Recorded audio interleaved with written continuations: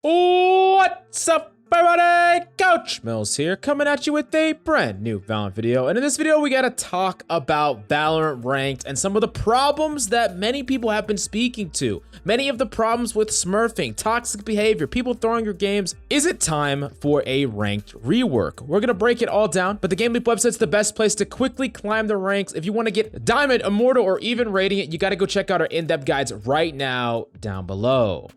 Now, I've been making videos for quite some time, and I've got to actually hear a lot of the complaints about the ranked system. And I think that some of them are basically unavoidable, right? There's a certain amount of bad teammates you're gonna get in your games, and it's gonna be frustrating. And sometimes you're not gonna have optimal compositions, but that is not what we're talking about. We're talking about the things that are systemic, or the things that are literally created by the system. First off, we gotta talk about smurfing. I think smurfing's a pretty big problem in Valorant because it's a free-to-play game, and the opportunity cost to create a new account and grind the games and play is very low. Now, that being said, they implemented some changes a while back, meaning that you had to actually win more games of unrated in order to actually play ranked, and I think that was a really good change. However, it doesn't eliminate smurfing. It doesn't deal with all of smurfing. And while I do know that Riot is working on some things behind the scenes to improve smurfing further, what I would like even more than that is some sort of open statement about whether or not smurfing is allowed or not allowed, what the penalties are, and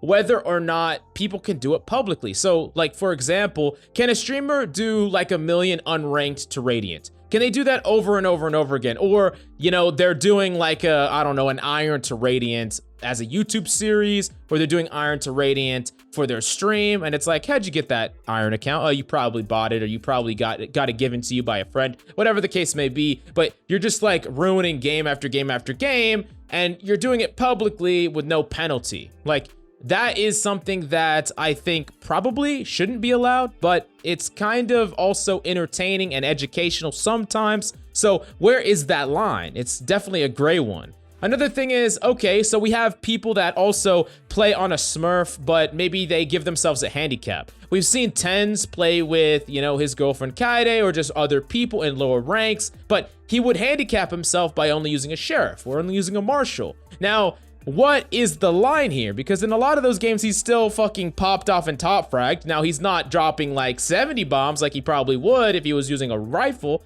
but he's still carrying. And who makes the call what is allowed and not allowed? What is Riot's stance on it? And is there a certain amount of inconsistency in the way that people feel about smurfing? Like, people are really pissed off when someone's smurfing in their games, but when they get to watch their favorite streamers smurf in other people's games for entertainment, it's all of a sudden okay. You can't have your cake and eat it too. I think it's really important that people understand that.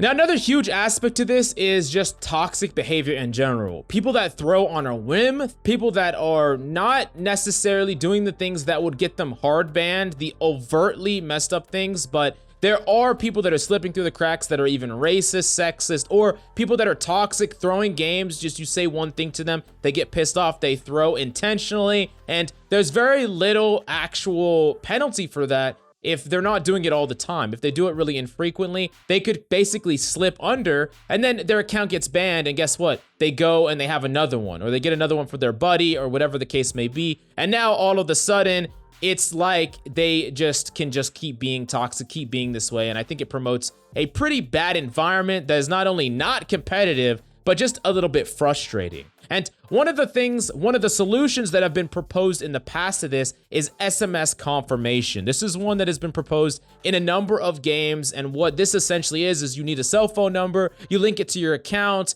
you link the code to your account, and then not only is your account more secure, but that's the only account that gets to play comp. And it's important to understand that there are pros and cons to this method.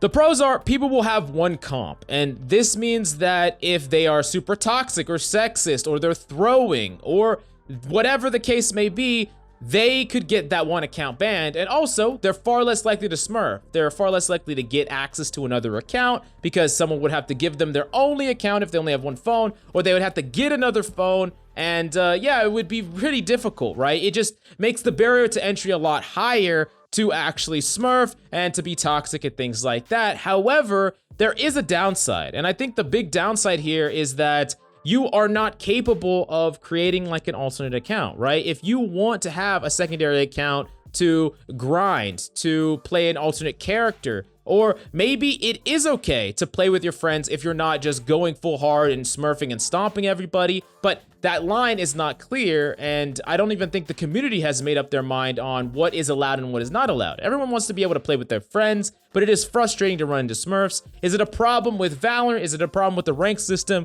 Or is it just something that you can't change? Or if you did change, it would ruin a lot of the fun aspect of Valorant? That's all questions that come up, and I don't have the solid answers here. It's really complicated, convoluted, and difficult to define, and that's probably why Riot has had a hard time dealing with this problem. Another thing they could do is they could give people alts like one SMS confirmation. They would have an alternate account directly linked to your main account, but if you were still super toxic or you were caught for anything on an alt account, it would be directly connected to your main, and you could get banned on your main for something you do on your alt or vice versa. So it kind of keeps you in check, right? It keeps everyone in check. So there'll be less smurfing, less toxic behavior.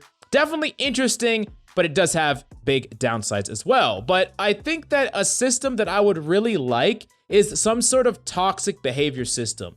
Imagine if you get a certain amount of reports based on your toxicity, you would be put in a queue where you're more likely to get people on your team that have the same amount of toxic flags, right? If you are basically a really toxic person, someone who's very unlikable, someone who, you know, gets pissed off or even has even more problems, you're gonna get put with other people that are more likely to tilt and get pissed off. So not only are you going to like hurt your chances of climbing because you're gonna have just less people that are gonna work with you, the people that are actually treating the game with high efforts of competitive integrity and trying to work together and things like that, they're gonna actually get just better personalities on their team, people that are trying to win. And I think that could be a cool way to actually separate things and deal with at least this toxic problem. But I definitely don't think that the Valorant rank system is in need of a huge rework or anything. I think for the most part, the rank system works as intended. It can be frustrating, and there can be games that you feel like you should have won or you shouldn't have lost, or